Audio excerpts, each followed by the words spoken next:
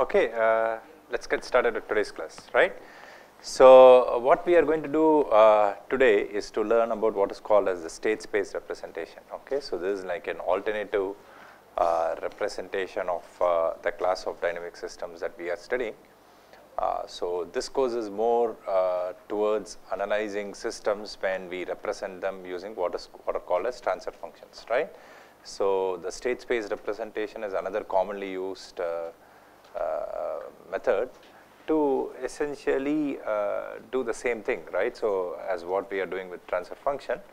So, but then the main difference is that like we stay in the time domain, right, rather than going to the complex domain as we do when we talk about the transfer function of the system. Okay.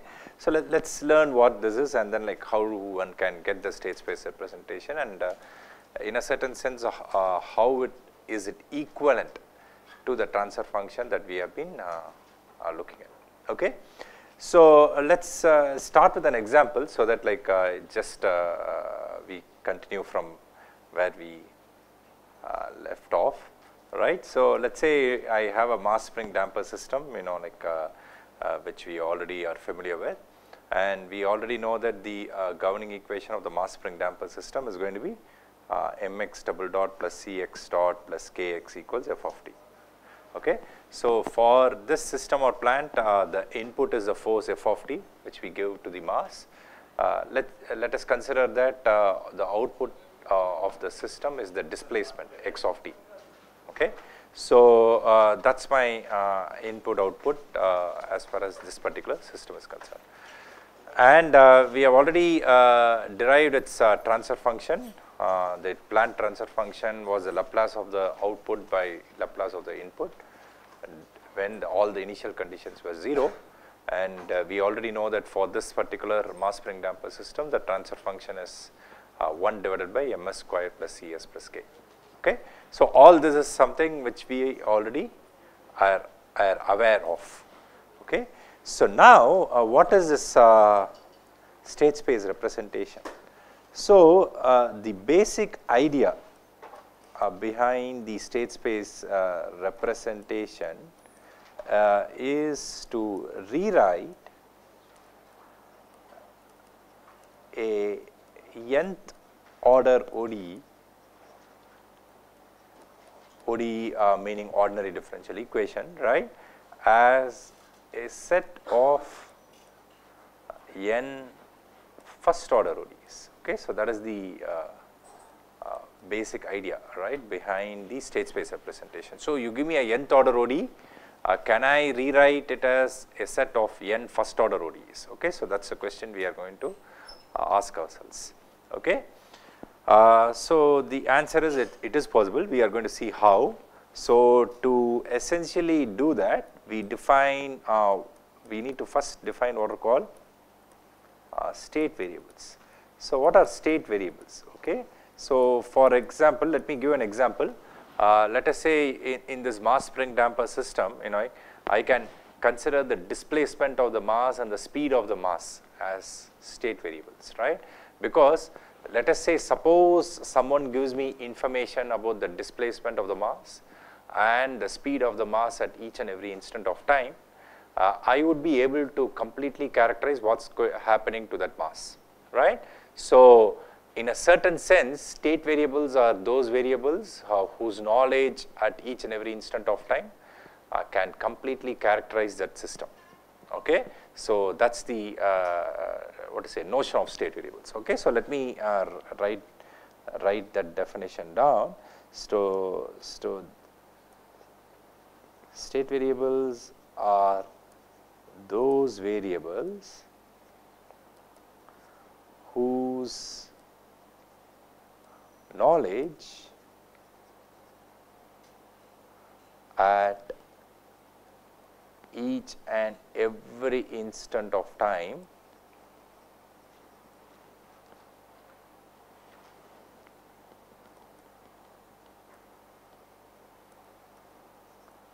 is sufficient to completely characterize the system under study. Sufficient to completely characterize the system or plant. Okay. So, that is the definition of state variables. Okay. So, as we discussed in this particular mass spring damper system, I could take the displacement of the mass and the speed of the mass, right, as the two state variables to characterize the system. Okay. We are going to use that to our advantage. As you go deeper, like I am only going to give you a broad introduction to state space representation. In advanced courses and controls, like you would go deeper into state space representation, and where we would realize that the state space representation for the same system can be non-unique. Okay, and by and large, like that is used to our advantage when we do analysis. Okay, so all these factors, like would be further studied when you go to advanced courses. Okay, but I would briefly touch upon those once we complete our analysis today. Okay. So, so how do I get the state space representation of this system, right? So, the main step is select. Okay. So, if I want to essentially write the governing equation of any system in the state space representation, what do I do, right? So, first thing is that select n state variables. Okay. So, because in general we are dealing with a nth order system, right. So, the question is what am I answering as far as these steps are concerned. The question that we are asking ourselves is that how does one represent a nth order system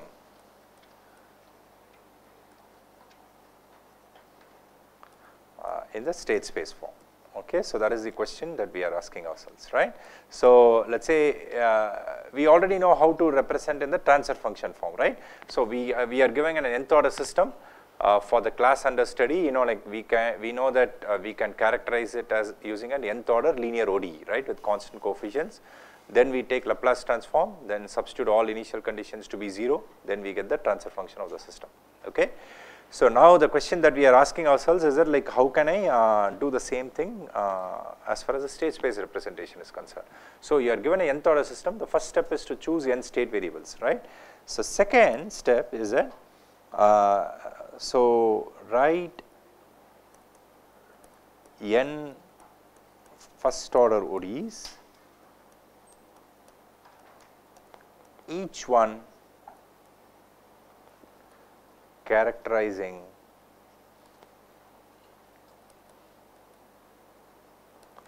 the time evolution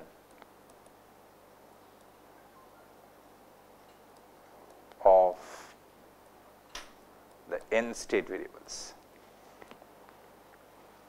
Okay, so that is the second step.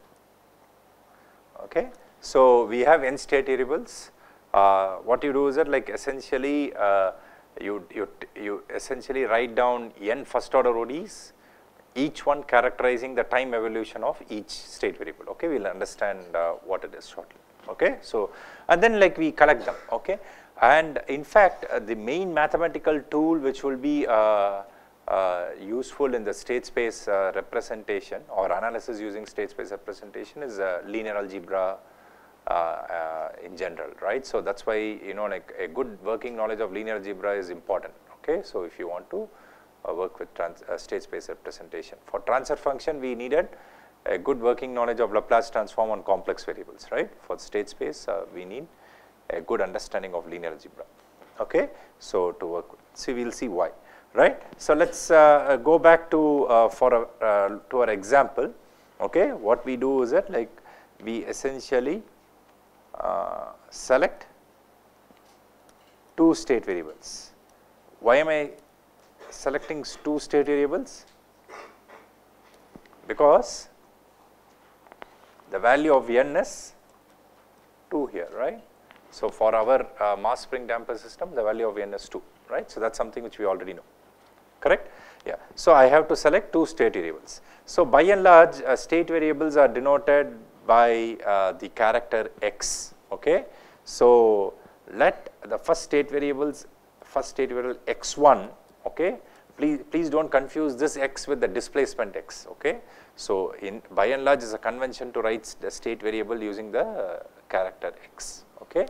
So, the first state variable x1, let us take it as the displacement x of t, right, and let us say the second state variable x2, let us say we take it as the speed x dot of t, okay. So, let us say we choose these 2 as the state variables, right.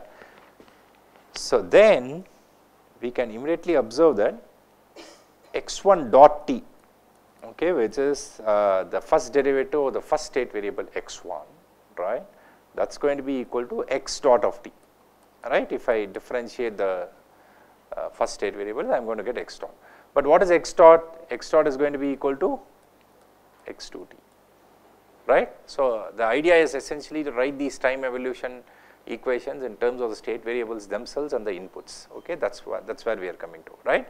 So, that is what we get from the first equation. I hope it is clear what I did, right. So, I defined 2 state variables as the displacement x and the speed x dot, and then like what we are doing now is that like I am taking the first derivative of each state variable, okay. So, first derivative of x1 is x1 dot, that is x dot by our definition, and x dot is nothing but x2, once again by the choice of our state variables, right, okay.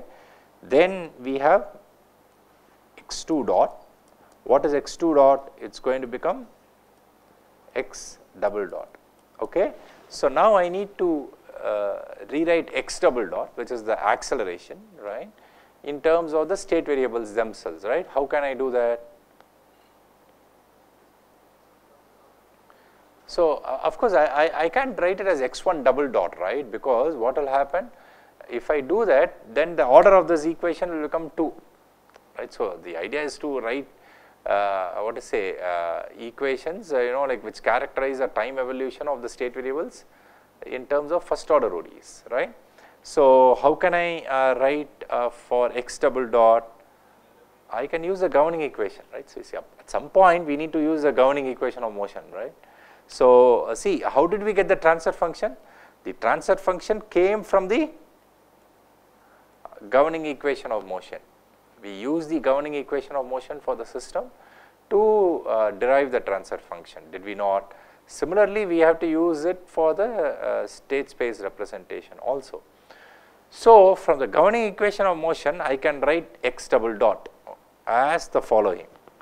I can write x double dot as minus k divided by m x of t minus c divided by m x dot of t plus 1 divided by m f of t. Am I correct? I just rearranged terms. Okay. So, let me tell you how I got it. I use the governing equation of motion. So, if I take cx dot and kx to the other side, you get a negative sign, and then you divide throughout by m. That is all I did. Okay. So, very simple algebra. So, if I do that, I get x double dot as minus k by m x of t minus c by m x dot of t plus 1 by m f of t. Now, what is x of t? It is a first state variable, right. So, I can replace x of t as x1t, okay, and x dot of t is going to be x2t, okay, and anyway f of t is the input, I retain it as it is, fine. So, these two equations, equation 1 and equation 2 are the what we call as the two state equations. Okay. So, what are these state equations? State equations are these first order ODEs that talk about the or characterize the time evolution of each state variable. Okay. So, those are what are called as state equations. So, that is what we talked about in the second step, right. So, I told that we need to write n first order ODEs, each one characterizing the time evolution of the n state variables. What we have done is that we have written two first order ODEs, right, for this particular example. So, those are what are called as the state equations. So, state equations are essentially first order differential equations which characterize the time evolution of the state variables. Okay, that is the state equation. Okay, fine. Okay. So, these two are the two state equations, scalar state equations here, right. Now, what we do is that we define, let the state vector, okay. So, some people call it as a state variables vector or the state vector or the vector of state variables, okay. So, depending on which reference you have different terms, but essentially what we have is that we have a state vector x of t. Of course, my notation is that like typically vectors are denoted by lowercase characters in bold font, right. So, because since I can't write bold font here, I am putting a tilde underneath, okay, just to indicate that that quantity is a vector, right. So, that is the notation I am following here.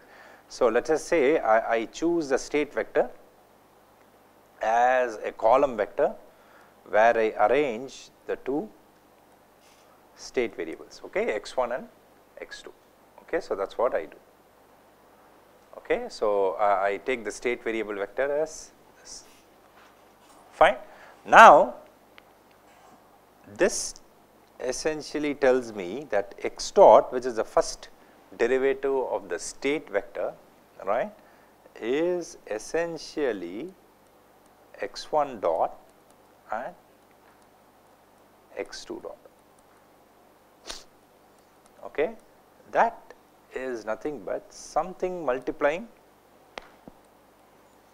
x1t, x2t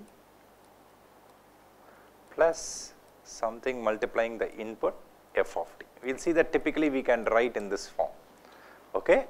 Let me show you how to write in this form, okay. So, what I have done is that I have collected the n state variables as a nth order state vector, okay. So, in general the dimension of x of t is n, right. The dimension of the state vector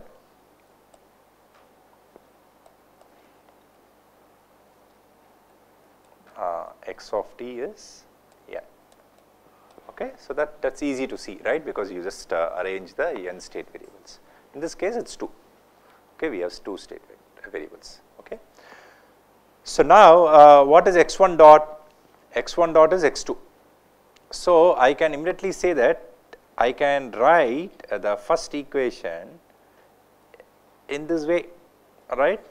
If I say like in the first term which multiplies x1 and x2, let us say I write the first row as 0 1 and in the term multiplying the input f of t I write 0 as a first entry. If you do the algebra, do you get x1 dot to be equal to x2? We do, right. So, the row 0 1 multiplies the column x1 x2, you get x2, right, and 0 multiplying f anyway will not contribute anything additional, right. So, we are getting the first state equation, okay.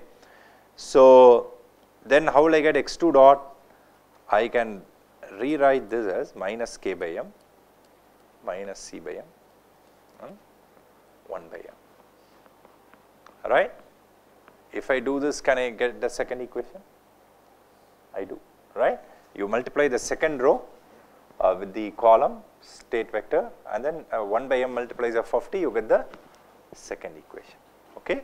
So, this is what is called as a state equation, okay. Of course, we already defined what are called state equation, right. So, what is called as a state equation? It is essentially an equation that gives me the time evolution. It is a first order ODE which gives me a time evolution of the state variables, right. But this state equation is a vector state equation, right, because my x is a vector, the state vector is a vector. So, this is a vector ODE, right. So, this is a vector ODE, right. So, that is what we have got as a state equation, okay. So, in general what happens is that this column vector is my state vector x of t, okay, and that is typically multiplied by a matrix A, okay, which is called as the state matrix. So, in general the dimension of the state matrix will be n by n in general. The size of the state matrix would be n by n in general. Okay. So, for SISO systems, this vector is denoted by a vector B, which is called as a input vector. Okay. So, that is the input vector which is denoted by lowercase b. Okay. So, the general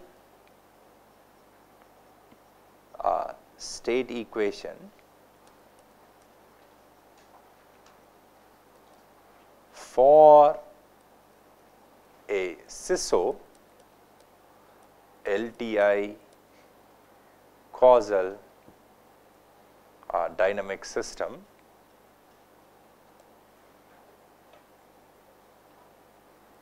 is you get x dot, which is the state vector's first derivative, that is going to be written as a x t plus b times u t. Okay, that is the state equation in general. Okay. So, this is the state equation. Okay. So, what does the state equation, like some points to note. State equation, please know that it, first of all, it is a vector ODE, but a first order vector ODE, right. And what does it tell me? It tells me how the state vector would evolve with respect to time, okay, in relation to the input that we are providing to the system, okay, because x dot t is a time derivative of x, okay, that is related to the state vector itself and the input provided to the system. So, you have some initial condition for the state and you give me an input to the state system, sorry, then the question becomes, like what happens to the state variables, right, with time.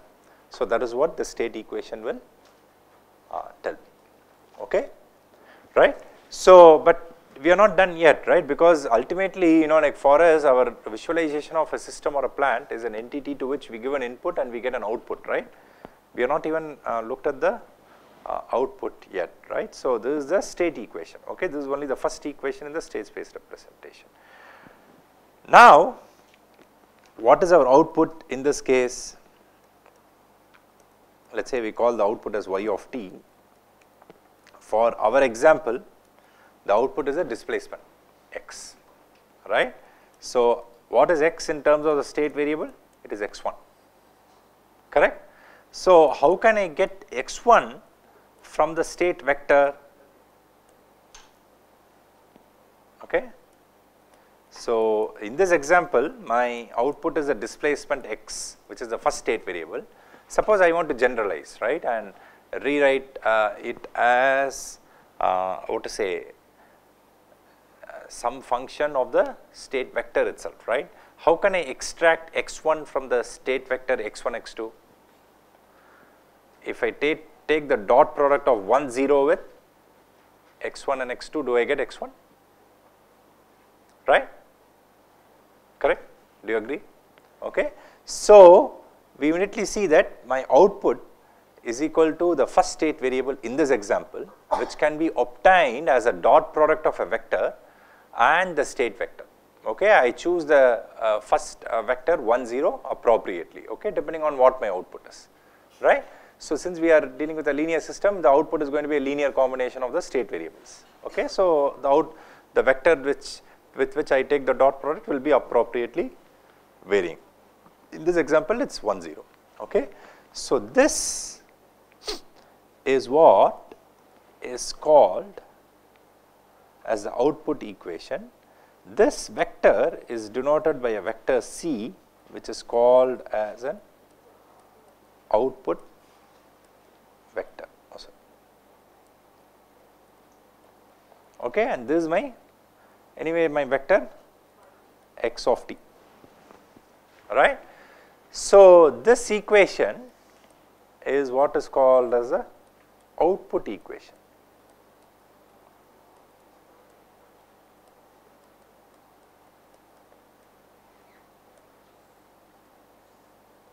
Okay. This is what is called as an output equation. So, similarly, the general output equation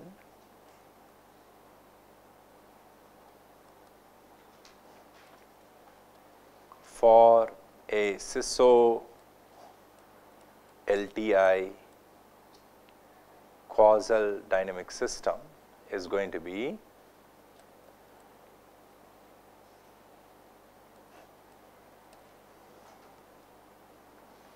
y of t is equal to c dot x of t plus dut.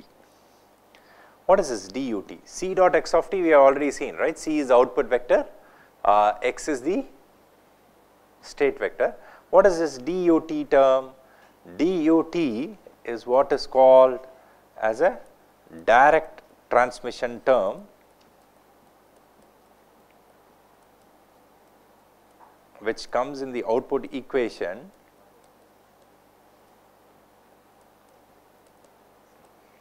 when m is equal to n. Okay, we get this term when m is equal to n. Do you remember what are m and n? If you recall the general governing equation of the class of system under study, the ODE, n was the highest, n is the highest derivative of the output term on the left hand side, right? M is the highest derivative of the input term, right?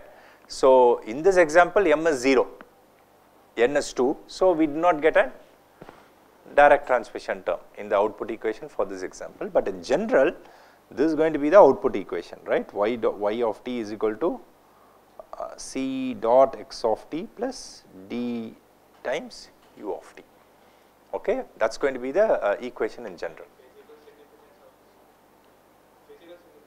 Of which one? Direct transmission term, because typically what will happen is that when you have m is equal to n, the state vector will be affected by the input that you are getting, but the output term in addition to being influenced by the state vector, there will be one component which will be directly influenced by the input. Okay. So, we will do an example. Okay, I will maybe give you an example so that you can understand it better, right? See, what is going to happen is that if you are having m equals n, think about the transfer function approach, right? So, we did not do any case where m is equal to n yet, alright, but let us say if m were equal to n for any transfer function, what do you think will happen, you know, when you take the let us say partial fraction expansion and inverse Laplace transform? You will have one constant, right, which will come in, okay, because why? You are dividing, let us say in the numerator you had a second order polynomial, denominator also you will have a second order polynomial. If you recall division of polynomials, you can have a remainder, right, a quotient and a remainder, right, that quotient will be a constant, right, and then you will have a remainder. So, that quotient will automatically multiply the input. So, you will have one term which will directly come from the input, other term will be from the dynamics of the system. So, that is the physics, right. Similarly, here the direct transmission term will essentially imply the term that is directly affecting the output through the input, right, and c dot x comes from the dynamics of the system. Okay. So, that is the interpretation that we have. Okay. So, this is the output equation in general. Of course, at this point one aside which I should say is that like almost all textbooks references in controls would write this output equation as y of t is equal to c transpose x of t plus du of t, okay, because what they will do is that like they will take the output vector to be a row vector, so that like it is like a matrix operation, right, you multiply a what is a row with a column and then you get it, okay. You are free to choose any notation that you want to follow. So if you chose that notation, you know, like you will have C transpose to be 1 0, okay, rather than I wrote it as a column vector, C as a column vector 1 0 and put a dot product. You know, like if you want to follow this notation, which is there in almost all textbooks for a SISO state space representation, you can also follow that, okay, absolutely. D is a scalar for SISO system, right, because ultimately we are dealing with a SISO system, right. So essentially Y is a scalar, so obviously on the right hand side also you should have a scalar, right. So D, U is a scalar, so D is a scalar, okay, and C is a vector, X is a vector, you take dot product, you will get a scalar, right, scalar value function. So you can see that the terms agree dimensionally, right. So that's something which is very important.